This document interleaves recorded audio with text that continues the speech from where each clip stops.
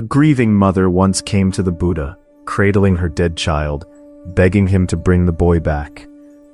He didn't refuse. He said simply, "Bring me a mustard seed from a home that has never known loss." She searched every door in the village. Every single one had a story of grief.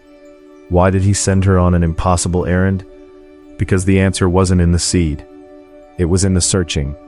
What she found changed everything she thought she knew about love and death. Today I'll tell you what she discovered, and why it matters to you, right now. In a small kingdom in northern India, long ago, there was a city where flowers always bloomed. In the early morning hours, just after dawn, music drifted through the air, inside the palace walls. There was no aging here, no illness, no death. No one spoke of such things.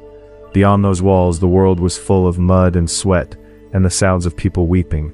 But inside, none of that existed. A young man had grown up there, knowing nothing of it. Or more precisely, he had never been allowed to know. The stone walls that separated the inside from the outside were not merely walls. They had been built, carefully and deliberately, to keep one question far away. The question was this: people die. So then, how should we live? Today, I want to tell you the story of the day that young man stepped outside the gate for the very first time. Pause. It is said the season was at the edge of late spring. The plum blossoms had already fallen, and in their place the first heavy green of summer was beginning to press against the branches. The road beyond the gate was pale with dust, and somewhere in the distance, a cartwheel groaned against dry earth. The young man's name was Siddhartha. He is the one we later came to call the Buddha. He was in his 20s at the time, a prince of a small kingdom, raised in a world of beauty and only beauty. At the time of his birth, his father, the king, had been told by a seer, "If this child ever witnesses the suffering of the world, he will surely renounce everything and become a wandering monk." And so the king built his walls. The elderly were not permitted inside, the sick were kept away. Even the faintest shadow of death was forbidden from entering. Siddhartha grew up in that world. He had a beautiful wife, a young son he adored. There were banquets and music, and every comfort imaginable. And yet, somewhere inside him, there was a hollow space. Something felt wrong.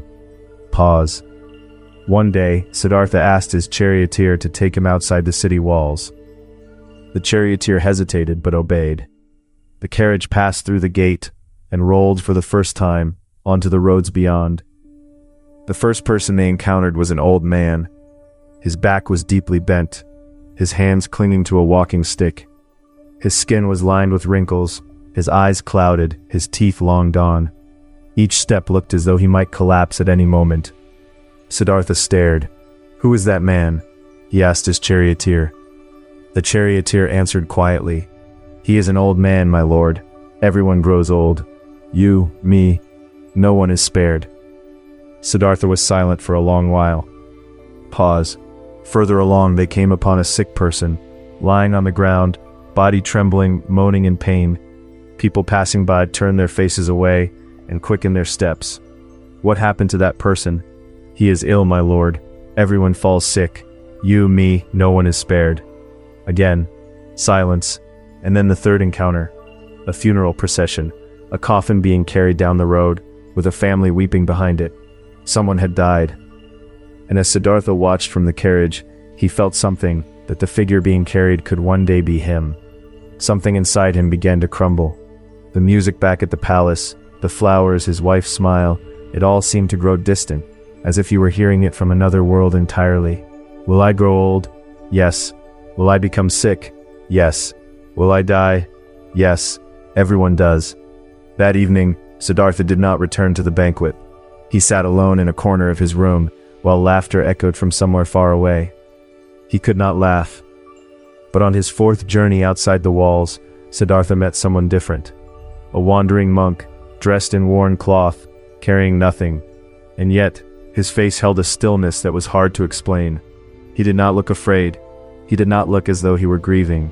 He clearly knew about aging, sickness, and death. And yet, Siddhartha had his carriage stopped. "Who is that person?" The charioteer answered. "A monk, my lord. Someone who has given everything up." to understand the suffering of this world.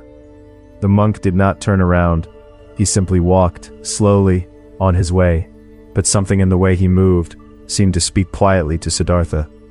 That night, Siddhartha left the palace, and so began the journey of the one who would become the Buddha.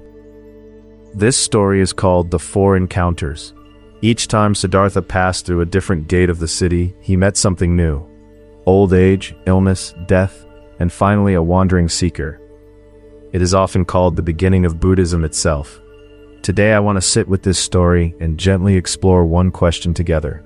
How do we face the reality of death? But first, let me ask you something. Why are we so afraid of death? Of course we're afraid, that's only natural, most people would say. But if we pause for just a moment, we start to see that the fear itself has layers. Are we afraid of death itself? Of the process of dying? Of what might come after? Or are we afraid of simply not being here anymore? This is where something important begins. What makes death painful may not be that death itself contains suffering. It may be that something deep within us carries a belief, I am meant to last. The things I love should not have to end. This life should not have to end. When that belief collides with the shadow of death, the collision is what hurts. In Buddhism, this is called the structure of suffering. Suffering does not arise from facts themselves. It arises in the friction between a fixed belief in how things should be and a reality that keeps moving and changing. A flower falling is simply a fact, but when we believe the flower should not fall, that's when its falling becomes painful. A person growing old is simply a fact, but when something in us insists that aging should not happen, that's when we look away from an elderly face. When Siddhartha came face to face with old age, illness, and death outside the gates, why did it strike him so deeply? Because he had been raised inside walls that said these things do not exist. He didn't simply not know, he had been taught to see them as things that must not be. And so when reality appeared, it felt as though the whole world was falling apart. Let me offer you a question to sit with. Pause. Where exactly is the self that is afraid of dying? In Buddhism, what we call I is not a fixed, solid thing. It is a temporary gathering of body, sensation, perception, intention, and awareness. Right now there is breath, there is a heartbeat, there is something being felt. That is what appears as me. So then, where is the I that fears death? Is the self that dreads its own disappearance truly something fixed and permanent? This is one of the deepest questions Buddhism asks. Across many cultures throughout the world, there are traditions of laughing at death. In Mexico, the Day of the Dead is celebrated with skull costumes, dancing, laughter, welcoming the dead back among the living. In Japan, there is a style of comic storytelling in which death itself becomes a comic character, spoken of with a kind of gentle irreverence. Perhaps because they have stopped seeing death as something alien, as an intruder to be driven away, and have begun receiving it as part of this life. Laughter, after all, is not always a sign of taking something lightly. We laugh when our fear softens. We laugh when something that felt distant draws close, when death becomes a little more familiar, a little less foreign, then perhaps we can smile at it. The reason Siddhartha left the palace was not to overcome death. It was to truly see it, to stop turning away and to choose instead to walk alongside death rather than running from it. Let's bring this into our everyday lives. The first scene, walking down a hospital corridor, watching an aging parent from behind, and then a quiet flash of recognition. Oh, this person will die someday. In that moment, many of us rush to erase the thought. That's morbid. I shouldn't be thinking this. We look away, we change the subject. But in that very act of erasure, something accumulates. All those moments of not facing it quietly pile up, and later, I wish I'd talked to them more. I wish I'd asked them that question when I had the chance. Regret comes slowly, like a tide. The more we try to push death away, the more it seems to follow just behind us. What Siddhartha's father did, we do the same thing every day. We build walls to keep suffering at a distance, but that doesn't make suffering disappear. It only postpones the moment we have to meet it. The second scene, pause. Sometime at work a thought surfaces. What will my life look like from here? Yourself after retirement, yourself when your body no longer moves the way it does now, yourself perhaps alone at the very end. And when that image appears, you reach for your phone, you turn on the television, You fill your head with something, anything else. Not thinking about it gradually becomes a habit. Pause. But here, try shifting one thing. Thinking about death and being consumed by death are not the same thing. Sitting quietly with thoughts of death is connected to something else entirely, finding direction for how to live. When Siddhartha stepped outside the gate and saw death for the first time, what his father had feared was that his son would suffer. But the opposite happened. Seeing death was the very moment Siddhartha began to ask, then, what am I living for? The question of death is the other side of the question of life. The third scene. Pause. After losing someone you loved, sometime later you find yourself laughing. You come across something they used to love. You remember a phrase they always said.